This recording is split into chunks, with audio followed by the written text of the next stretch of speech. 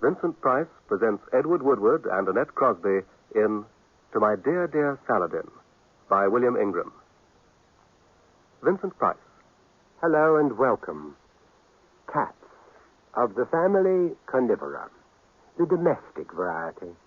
The ancient Egyptians worshipped them. The Chinese painted and wrote poems about them. In the Middle Ages, they were considered the familiars, the soulmates of witches and sorcerers. Tabbies, Persians, Siamese, Manx. Even the naming of them can usually be guaranteed to cause a feeling of either near worship or positive aversion. But take it from me, the pampered pet is still alive and well and living at...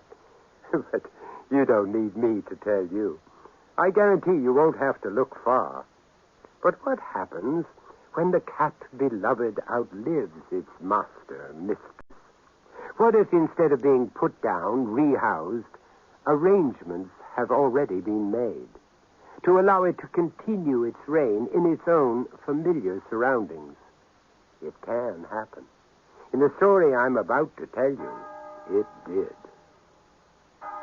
When her great-aunt Hester died, Emily wasn't at all surprised to come into her estate. Not only as nearest living relative, Emily had always been a firm favorite ever since childhood.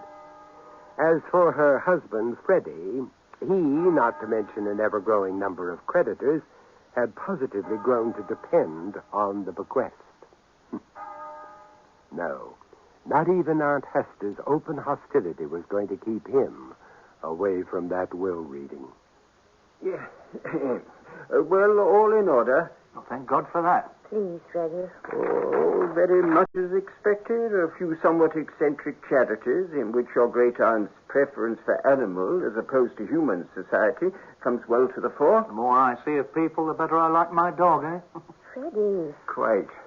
However, to my much-beloved great-niece, Emily Louisa Stanhope, I do give and bequeath my home, Longbridge Manor, together with contents and the remainder of my estate, real and monetary, whatsoever. Damn good. Congratulations, old girl. But upon the following sole condition.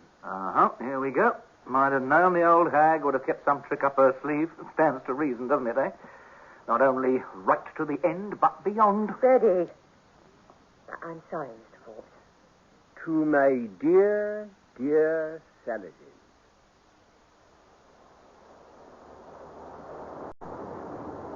I wish you wouldn't keep going on about it, dear. All right. Matter of fact, we came out of it bloody well. We were all she had. You were all she had. She hated my guts. Oh, I'm sure she didn't. Oh, come off it, love. Well, I mean, it was mutual. Let's not spill any tears. You hear me down there, you old nutter? Mutual. Oh, come on, move over, you twit. But, I mean, to try and push us off and saddle us with Saladin, a damn pussycat. I ask you. What a name to give a cross-eyed moggy. What was it that old codger read out for the rest of its natural life? In the comfort of its present estate, in the style to which it is accustomed. Oh, bloody cheap. Doesn't seem much to ask. Not to ask, dear. Demand. I mean, let's get the words right. Demand. They were very close. Oh, for God's sake, woman. I mean, how can you get close to a monkey? Will you move over? Emily and Freddie made their move.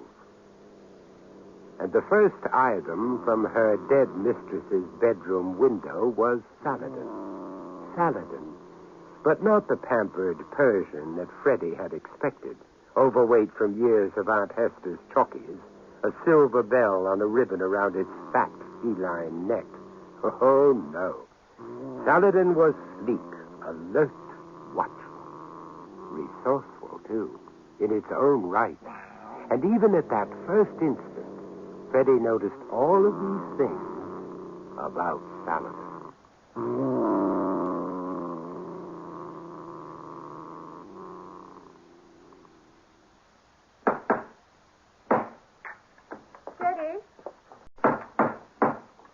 Freddie! Yeah? Coffee. Oh, well, great. Put it down anyway. There's enough. Right. Oh, that should do it. Oh, is it sugared? What? Oh, yes. Oh, it's good. Oh, that's nice. Would you believe it? 12 tea chests of junk. We haven't even started on the downstairs yet. If it's just junk, I can't see why you're bothering to crate it. Well, I mean, I'm not saying that some of it mightn't fetch a bob or two at some local auction. I mean, the magpies still exist. Yes. Oh, come on, don't go all hearts and flowers on me, love. If you don't like the idea of it earning a few bob, I can always build a really great bonfire. No. No need to blow your top about it. No, it's silly, I know, but thanks. What? Except you're not really thanking me at all, are you, eh? Come on, out with it. I don't understand. Oh, no, but I do. I do, too damn true I do. You've had that keeper of the holy relics expression on your face ever since you set foot through the hallowed portal, so why don't you admit it? Look, all you've got to do is give me the nod. I can have that lot uncrated back exactly where we found them. I mean, it'd be just like we've never been here. I mean, is that what you want? Is that what you want? You want an honest answer? Yes. I honestly don't know what I want, Freddie, and that's a fact. Oh, I see. Oh, my God. How the old girl would have loved that, eh? Oh, she's probably up there now rubbing her hands with anticipation. I can't see why she should be. Well, it's the thin end of the wedge, isn't it? Seeds of discontent. And all of her planting. Well, I mean, just look at us. Look at us. We're not inside the place a couple of days. At each other's throats like a couple of banshees. Oh, that's a slight exaggeration. Yeah? Mind you, I mean, I don't know why it should surprise me. Do you remember the first time you brought me around to meet the great Aunt Hester? Me and me 50 bob off the peg suit. You know, Sunday tea, wasn't it? Silver tea service, lace doilies, paper-thin china, bread and butter to match. An atmosphere you could cut with your silver cake knife. My God, talk about prejudgment. She'd made her mind up about me even before the taxi swung into the drive. She was old, set in her ways. And determined to stay that way no matter what it cost. Mind you got the worst of it. Hovering between us, keeping up the small talk. As though you actually believed any of it was going to make the slightest bit of difference. Oh, I thought it might, at the time. Well, it didn't then, and it isn't now. I mean, thanks to her, we're back there again, aren't we? Right back. Choosing time all over again, is it? You know that isn't true. But do I, though? Because she's dead and gone. And you're here. I don't really have any choice, do I, Freddie? No, you poor old thing, I'm afraid you do not. Come on, because we'll never get through, right? What next, then? Well, can you hold these steps for me? Okay. Okay? All right, here we go. Oh, yeah. A portrait? Oh, no, I mean, it's all right. I mean, just somewhere less conspicuous, you know. Well, come on, it is to be our damn bedroom now, you know? I honestly don't think that either of us could stand Aunt Hester staring down at us every time we made for the matrimonial couch, eh? I don't suppose we could. All right, you got it? Yes, up you go. All right. No. Oh, Dad, look, pass me the screwdriver, will you? No. Here. Thank you. All right, this should do it. Oh, come on. What the hell was that? Saladin. That bloody cat. I thought I said that cat was never to... No. Not in the room. On the lawn. Quite still. Just looking up. As though... How strange. The minute you touched that portrait. Saladin's fall from grace and ultimate exile did not happen overnight. As with all of Freddie's maneuverings, a certain subtlety, not to mention a fine sense of cruelty, seemed to be the order of the day. Even to Emily, the cat's original banishment from the bedroom, from the very foot of the bed it had shared over so many years, seemed not only reasonable, but desirable. Aunt Hester's absolute attachment to her beloved Saladin was not something she felt obliged to keep up. But exile from the bedroom was only the beginning. Soon the whole of the upper floor was declared out of bounds. The reception rooms came next. Drawing room, dining room, library. Even its favorite conservatory, all denied. As for Saladin, the fall from grace seemed incomprehensible. Its world was coming to an end. Emily. Emily! Hmm? Your coffee's getting cold. Yes, all right. Well, for God's sake, you've been standing at that window for ages. What the hell are you looking at? Poor old Saladin. He's been sitting there, waiting to be let in ever since I first drew the curtain. Yeah, well, poor old Saladin can just go on waiting. Freddie, could I just... No. For the umpteenth time, no. A cat in the kitchen, it's just not damned hygienic. Well, I suppose it just got used to it. Well, then it can get unused to it. But... No buts. Besides, you see the state that thing's let itself get into? Not altogether his fault. Oh? And who else's fault is it, I should like to know? Eh? It was. Yeah, well, come on, let's be having it then. It was one of the conditions, Freddie, for our being here at all. The only one, really. Oh, I see. We're back to that again, are we? On my estate. That's what the old battle axe dictated. Well, then... And not in the bedroom, not in the kitchen, not even in that box you managed to smuggle into the old wash house. On the estate, and that's all it said. Right? Freddie, please. That the grounds are all part of the estate, my love. A bush to sleep under, regular diet of field mice. If it hasn't altogether lost the skill, he'll survive. Anyway, even if it doesn't... No, Freddie. No, I know. No, it doesn't bear thinking about, does it? But even if it doesn't survive, well, Auntie Hester is up there already, remember? All ready to welcome her poor little precious to her eternal cat's cradle in the sky. Get on with your coffee. Saladin's inevitable and seemingly final departure occurred some 2 weeks later. Optimistically, Emily continued to leave her tidbits outside the kitchen door, but they remained untouched. Freddie secretly congratulated himself that the dratted animal had got the message. Eventually, even Emily was forced to accept that the chance of Saladin's ever returning was as remote as it was forlorn. Not even in the grounds anymore. Sorry, what? Saladin. He seems to have disappeared. Oh, so I noticed. Typical, isn't it? Such base ingratitude, eh? What do you mean? Well, such tempting morsels you've been smuggling out to it, too.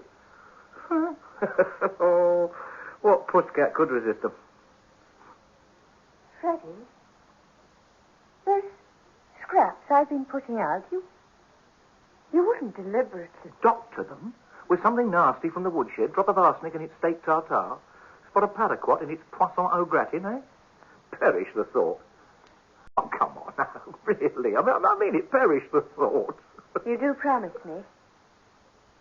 I don't have to, do I?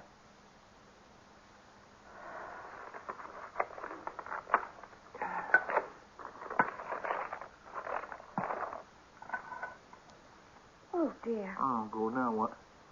Oh, it's from... Oh, well, I suppose I've always thought her as a distant cousin of mine. Yeah, what is it? Another of the beg-o-borrow brigade? No, she's been very ill. Out of hospital now, but was wondering if I'd care to visit her for a few days. Please bring your scrubbing brush and act dog's body for a week or so. Tear it out, the hell with her. I'd like to go, Freddie. Oh, come off it. I'd like to go. You'd like to? You'd like to go? And while you're on this errand of mercy, how the hell do you expect me to manage, eh? Well, it'll just be for a few days. Oh, no. No, don't bother. Don't you bother. Just for a few days. Emily really needn't have worried on his behalf.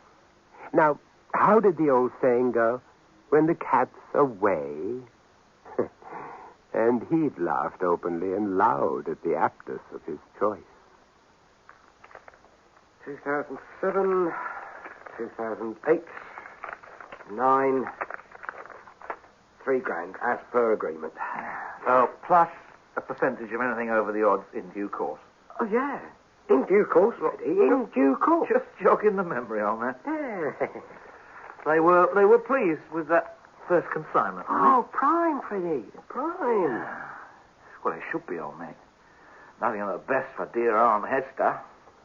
Been in the family for generations, don't you know? She's probably got the crown jewels and the Ark of the Covenant stashed away in one of those damned attics of hers. Huh? All in good time, Smiley, mate, all in good time. Well, as much as you can let him have, was what the man said. Oh, well, I'm more than happy to drink to that.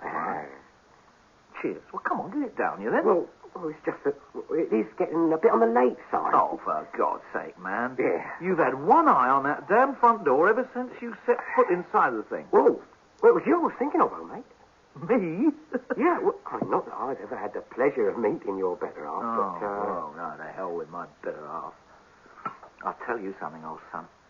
Because I tell the trouble with my better half is that she's so top drawer she doesn't even realise when she's had the furniture cut out from under her. You know, when I met her, impoverished but genteel. Oh, yeah. You take it from me. They're the worst type. They can't afford what they think they're entitled to, and they won't put up with what they've got. I mean, God knows how she'd manage if she didn't have it off ready to set the pace. Oh, and you can certainly set the pace, my old mate. I tell you, old son, if it had not been for me, she'd have taken after her dear dead auntie. She'd have put down dust sheets, locked herself away up there in the attic, existed on a diet of baked beans on toast and cold cocoa. Yeah. Well, I ought to be making a move, Freddie. You do no such thing. You will sit down. Just sit down. I mean, I invited you here, didn't I? You are my guest. I mean, if her bloody cousin is so important to her that she's got to drop everything and tear off the minute a damn summons drops on the doormat, so what does she expect me to do, eh? I mean, just sit here playing patience, twiddling my thumbs. Yeah, you got a point there, Freddie. Too right, I've got a point. Well, I mean, she would like that, Smiley. She'd like that. And she'd like to think that I was here on my own, Leo, pining away in solitary, counting the hours to her blessed return. Yeah, my God, that's dead on cue. Have you noticed, ever since you've been here, that damn phone's never stopped ringing? Ring, ring. I couldn't help wondering. It's only her, mate. It is only her. It's a stock check, old mate, yeah. I mean, can't you just hear her telling that milk-sop cousin of hers, I'll just give the old scoundrel a ring and check what he's been up to, eh? Ring, damn you, go on, ring. The trick is, Smiley, is to keep them guessing. Yeah. Must get a bit wary now. Oh, too bloody true. If it weren't for the fact... Yeah? Well, I mean, it's not forever, is it? I mean, nothing goes on forever. Here, Freddie. No, not the way you're thinking, old man. I mean, nothing that's crude, nothing brutal. It's just, she's got no staying power, do you see?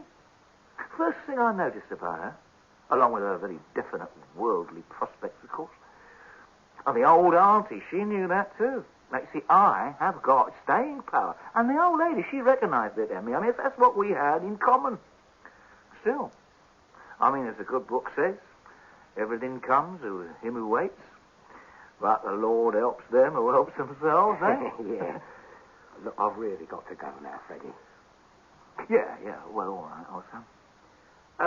Wait, knock the lights off as you leave, Smiley. Oh, matey. Oh, yeah. Freddie had no idea how long he'd slept. Minutes, hours, it was of no importance. For the present, he was content to lie there. When he finally took in his surroundings, it was to note that Smiley had obviously taken him at his word and found his own way out. A dim light from the hall slanted through the half-open door. It all seemed ordinary enough, and yet... But nothing he could put a name to. An awareness. Even in the first moments between sleeping and waking, an awareness of having been disturbed. Not by someone, something. Nothing is obvious. Nothing is positive. More like something within himself. Part of a dream. And then he heard it. Far off, and yet omnipresent. Not to be denied. Who's that? You playing games with me, Smiley? Who the hell's that?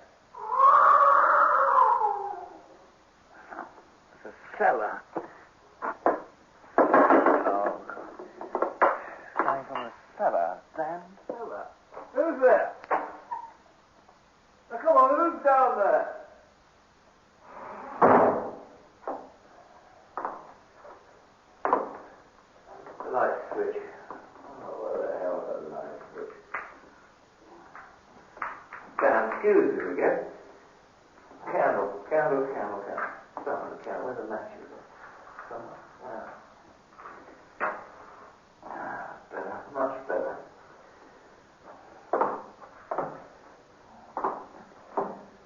Who's there?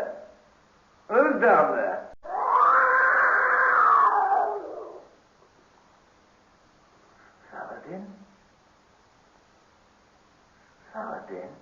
Saladin, yes. But hardly recognizable in the flickering candlelight. A shadow of a cat, scrawny, fur-matted, nothing of its former self. Only the eyes were the same. Watchful, opaque, unflinching. And Freddie was held by those eyes until the cat leapt.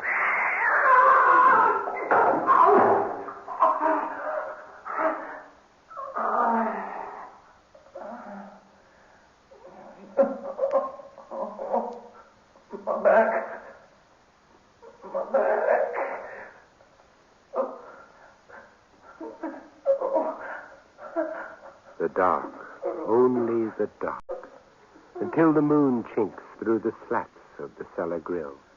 A pale moon, but slanting directly, almost magically, into the furthest corner of the cellar, onto the discarded portrait of Great-Aunt Hester, hardly recognizable now. The once haughty features distorted by worm, mildew, damp. And yet... Her eyes. Still there. Oh, God. Oh, Jesus. Those green eyes. They're just like... Freddie recognized them for what they were. The eyes were the eyes of Saladin, watching him from beside the portrait of its dead mistress. Then closer, ever closer, until...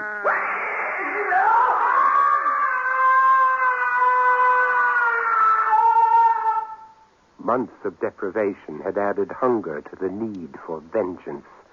Oh, there was much to savor, to explore, until finally it was done. It's my fault. I blame myself. Really, Mum? Now, why should you do that? I should have guessed something was the matter, Inspector. Oh? I've been away the best part of a week, nursing a distant cousin. He didn't want me to go. But anyway, I've been ringing here every day, sometimes several times a day. No reply? I even had them check the line. I should have realized then there must be something. I should have realized. Before you rang us, did you inquire at his place of work? He doesn't have any. Oh? Private means, then? You could say that. I see. Friends? I'm sorry? A particular friend? No. No one that could possibly concern you. You can be that positive. As anyone can be. This place, you see, it's mine. All of it's mine. Freddie enjoyed his comfort. There was too much to lose. Uh-huh. It became an understanding between us. It's nothing else. I see. Do you? And yet, not true. Understanding demands some kind of give and take, doesn't it? With Freddie, boy, it always seemed to be one way. Not his fault, and I didn't mind. It was always that way, right from the start. In a perverse way, I suppose I must have got some masochistic pleasure out of it. Was always that way? I'm sorry. You said was always that way. Oh, did I? Yes, I did, didn't I? So I did. I'd better start by checking the house. But I already have done. Oh, just to be sure. Oh! And who have we here, eh? Oh, pussycat. Who's that pretty pussy then, eh? They did find him, of course, in time. It wasn't a pretty thing they found. They decided his broken back and long exposure had caused his death. They blamed what was left of the poor fellow on the rats. Then they sealed his coffin to save Emily any further distress. Strangely enough, Emily was over her sudden tragic bereavement even sooner than she'd thought possible. In the few brief moments she ever gave Freddie a thought, she found a strange solace in her great-aunt Hester's portrait, miraculously restored, hanging exactly where it had always hung. But even more particularly, she found comfort in her cat, in the gentle, oh, so comforting purr of her sleek, fat cat. Saladin. Dear, dear Saladin.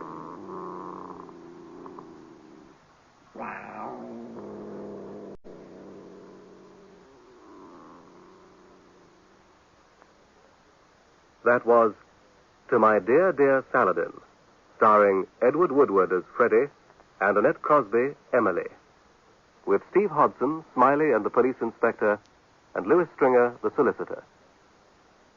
The Price of Fear was presented by Vincent Price